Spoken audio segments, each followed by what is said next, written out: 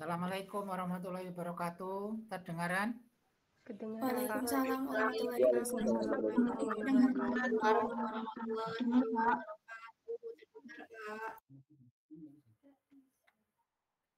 Oke, dimulai halaman pertama.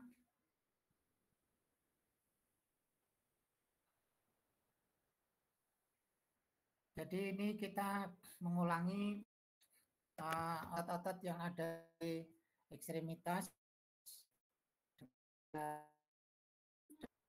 Ini gambar pertama musculus extensor carpi radialis, yang kedua flexor carpi ulnaris.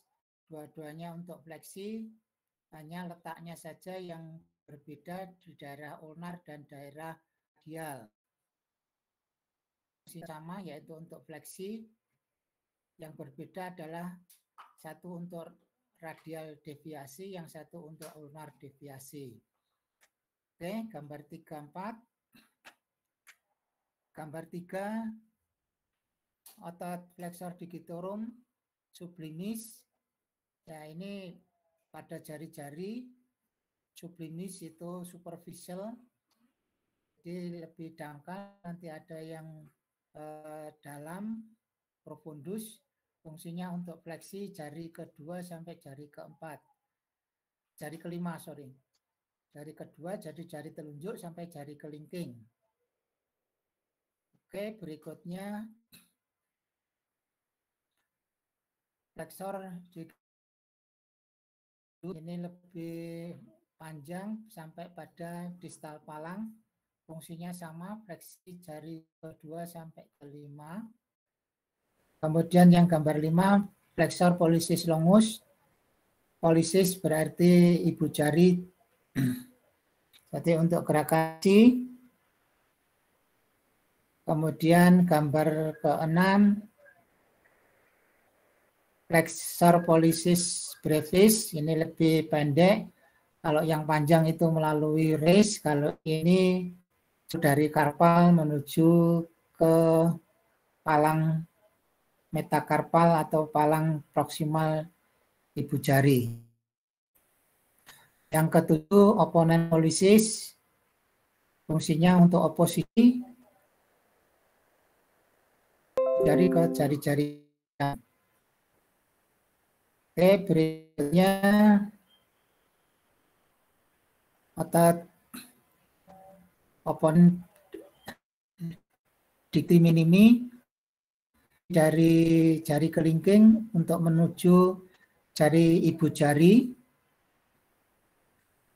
Jadi oposisi. Kemudian adduktor pollicis, gambar nomor 9, itu untuk adduksi jari-jari, ditarik ke arah jari ke-2. Kemudian gambar nomor 10, abduksi digiti minimi atau digiti kelima, yaitu untuk menggerakkan abduksi, melebarkan jari-jari. Kemudian yang gambar 11, flexor digiti kelima brevis. Jadi fungsinya juga sama, hanya lebih pendek dari yang di atas tadi.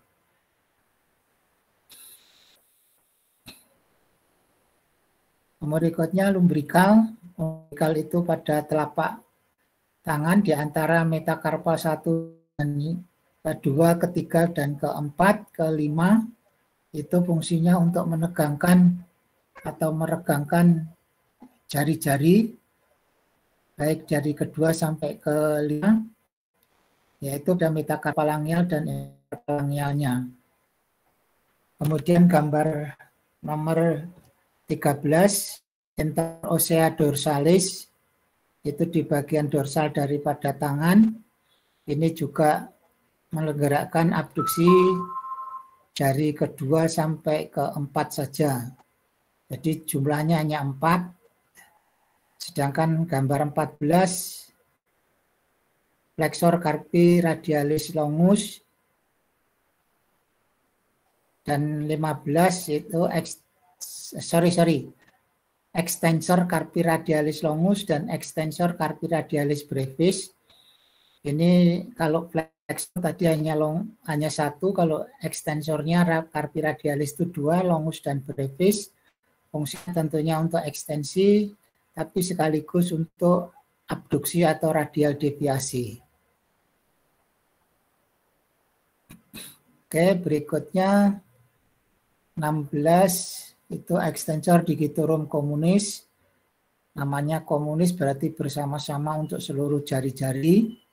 Untuk gerakan ekstensi karena dia melekat sampai ke interpalangial. Kemudian gambar 17 yaitu ekstensor carpi ulnaris. Ini berarti berada di bagian ulnar. Jadi untuk ekstensi sekaligus untuk deviasi ke arah ulnar. Oke, gambar 18.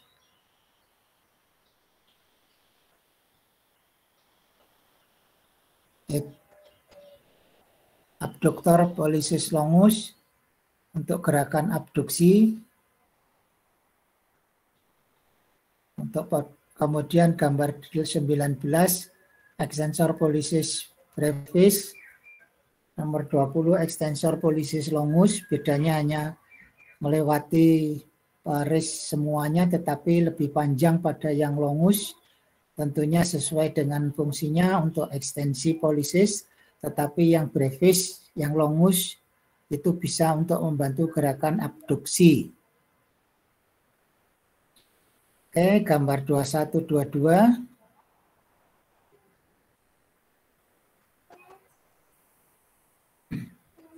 Extensor indicis proprius. Indicis itu indeks, jadi pakai jari telunjuk. Yaitu untuk ekstensi. Kemudian yang palmaris brevis itu untuk meregangkan kulit pada telapak tangan karena dia hanya pendek pada daerah karpal dan metakarpal. Oke, berikutnya palmaris longus, ini lebih panjang. Kalau tadi brevis, sekarang longus itu lebih panjang. Jadi untuk fleksi pergelangan tangan bersama-sama dengan flexor carpi ulnaris dan carpi radialis. Kemudian gambar 24. Ini bisa dibesarkan sedikit lagi, bisa enggak?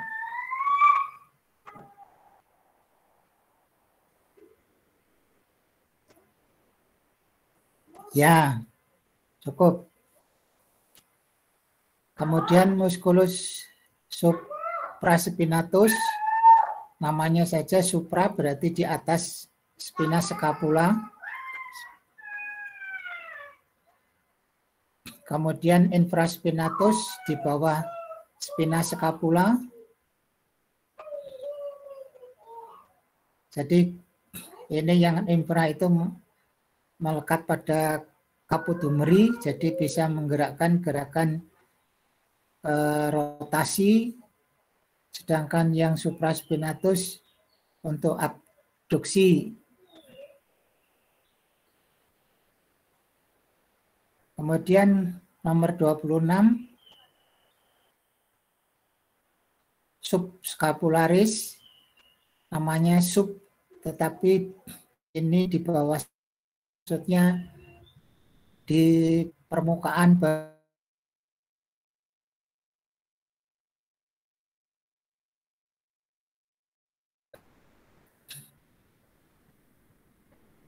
Jadi ini untuk menjaga supaya tulang lengan tetap melekat dengan tulang belikat sekaligus membantu gerakan memutar dan menurunkan lengan. Kemudian 27 teres minor, 28 teres mayor.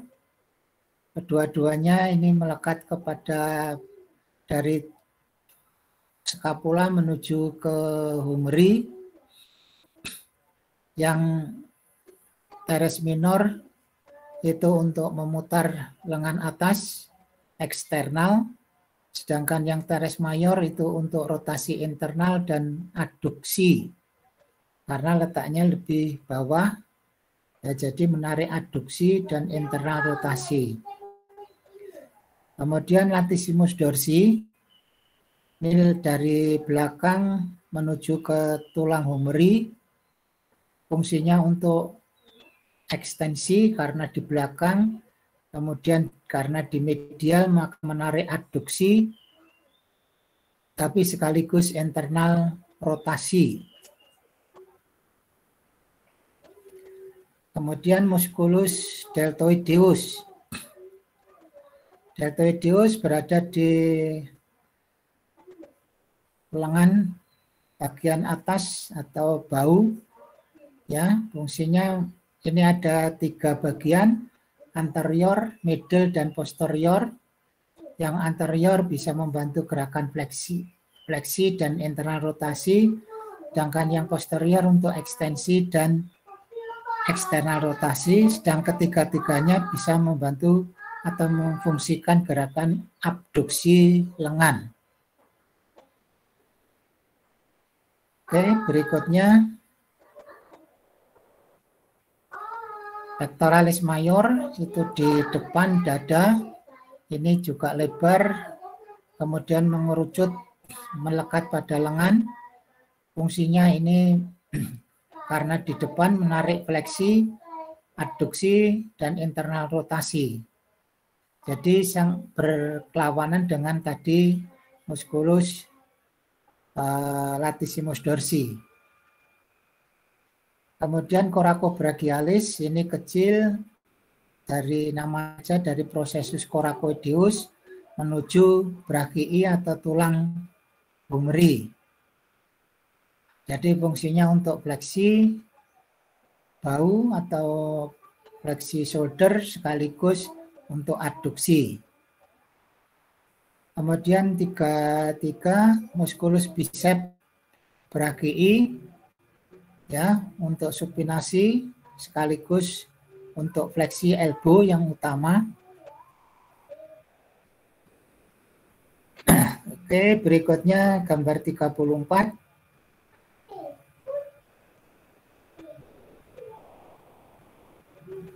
Musculus triceps brachii, namanya triceps karena kepalanya 3, fungsinya karena melekat pada anconeus, maka dia berfungsi untuk ekstensi elbow sekaligus untuk adduksi bahu, shoulder.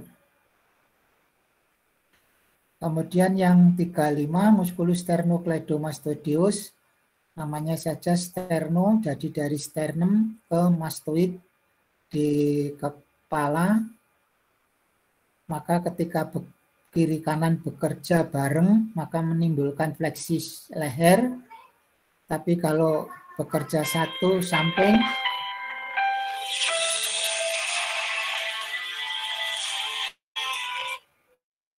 sorry Mas lah.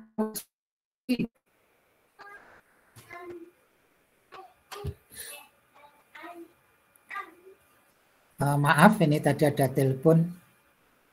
Kembali lagi, sternocleidomastoideus kalau bekerja satu akan terjadi gerakan fleksi ke arah yang berlaku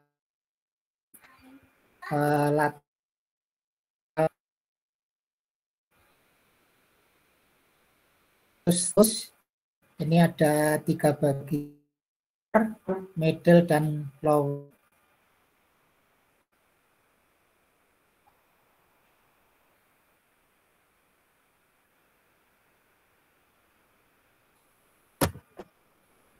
Upper, lower, middle, itu kalau upper dia menaik ke atas, berarti elevasi, yang bawah menarik ke bawah berarti depresi, atau yang atas menarik lateral fleksi leher. Jadi dari serabutnya seperti itu, kalau ketiga-tiganya bekerja bareng, maka terjadi gerakan retraksi. Oke, berikutnya musculus rhomboideus, mayor dan minor, ini bersejajar, nempel dari torakal atas ke skapula. Jadi menunjukkan bisa menarik ke atas dan menarik ke retraksi. Oke, berikutnya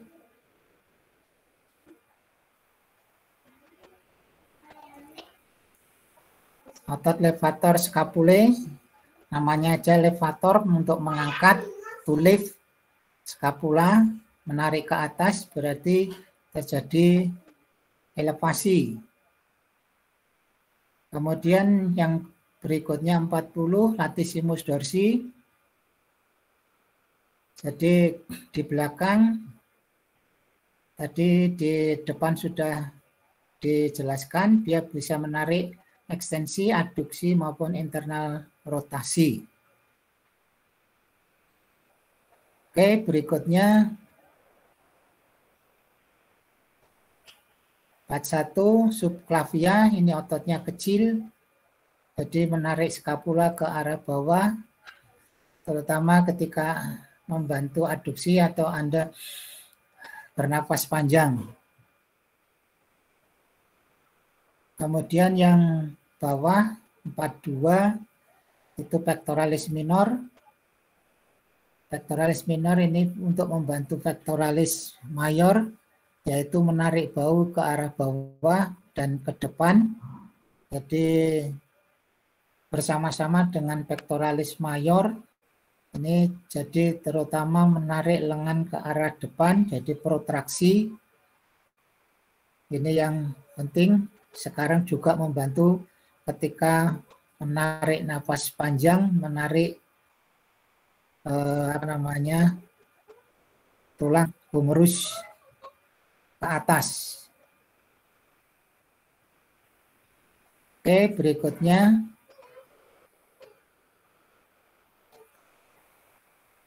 serratus anterior.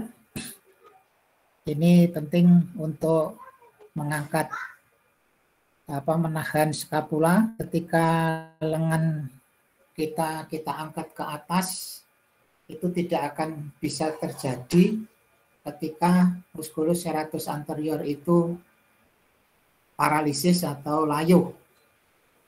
Jadi ini sangat penting untuk menarik skapulanya dan skapula terfiksasi. Kemudian musculus serratus posterior ini kecil ya di bagian bawah.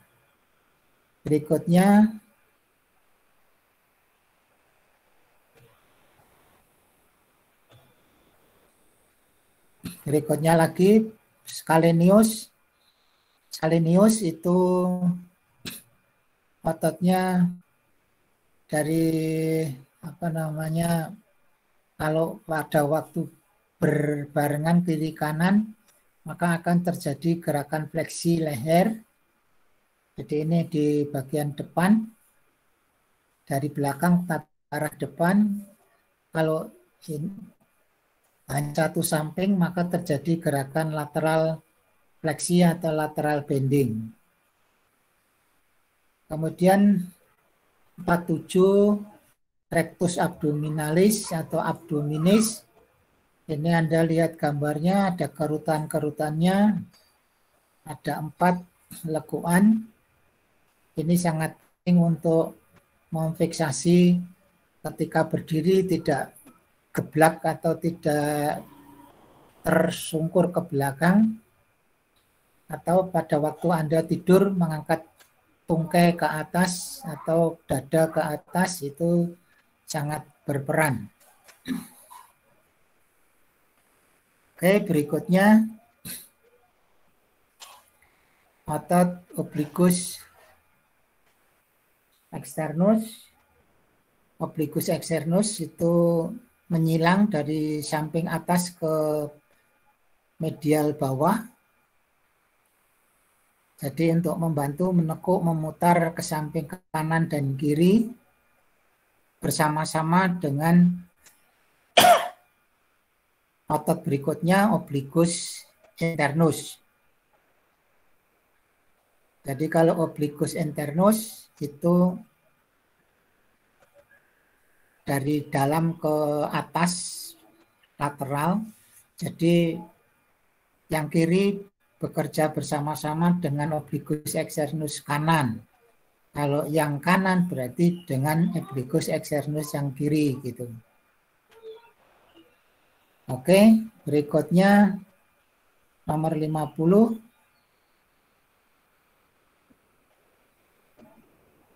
Atau transversus abdominis itu menyilang dari kiri ke kanan atau lateral ke medial. Ini sangat penting untuk kompresi abdomen atau pada waktu Anda mengejan pada waktu BAB.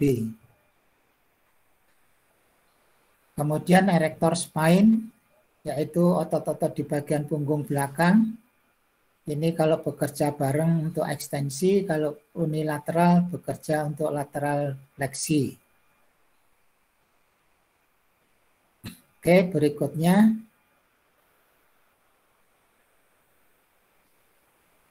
Yaitu quadratus lumborum, ini sangat penting karena melekat pada pelvis, maka dia bisa mengangkat pelvis.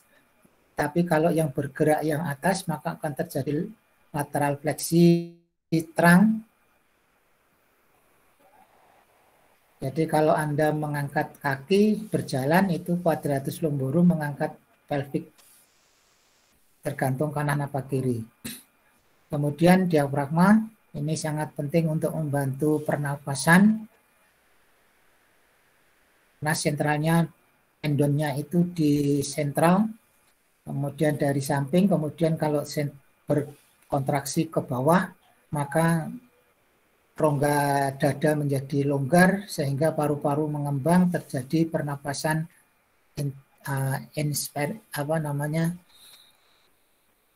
inspirasi atau inversi atau menarik napas. Sedangkan kalau dia kendor naik ke atas, maka terjadi mengembuskan napas.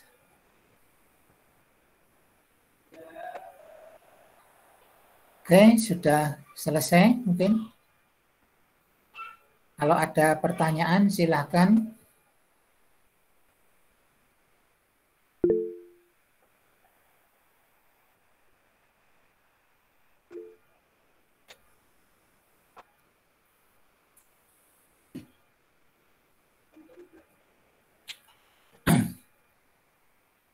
Ini kalau nggak ada pertanyaan, akhiri wabillahi taufik walhidayah. Wassalamualaikum warahmatullahi wabarakatuh.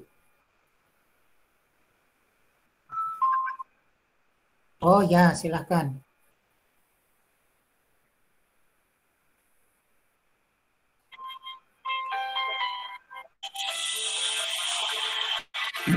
Ya, dari semuanya sebentar. Ya, maaf Bu. Gimana?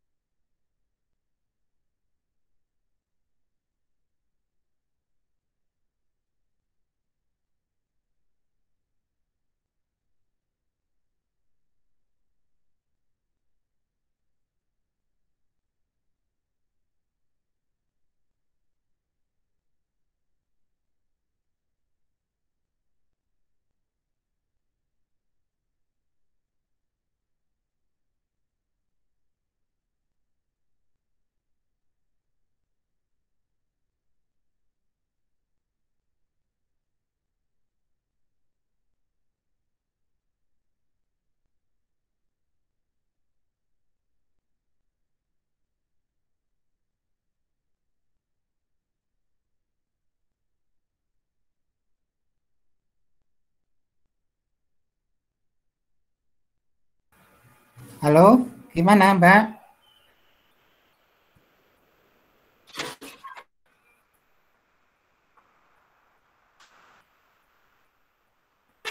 Itu saya tidak hafal, tapi ada UTS, ada tugas, nanti makanya tugas akan saya berikan pada pertengahan-pertengahan itu.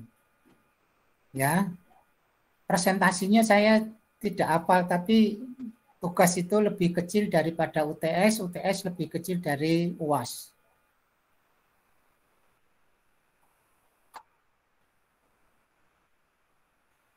Maksimal keterlambatan itu 75%. Jadi maksimal 25% tidak hadir.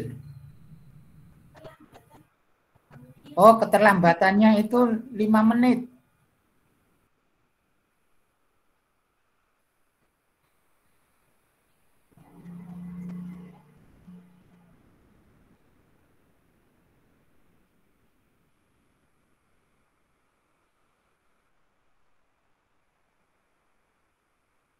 Ya, minggu depan mungkin masih seperti itu. Nanti kita menunggu pengumuman dari universitas. Nanti Anda akan mesti diberitahu kalau itu PTM.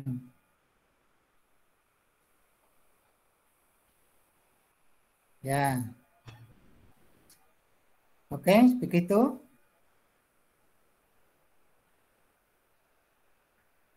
Bisa kita akhiri.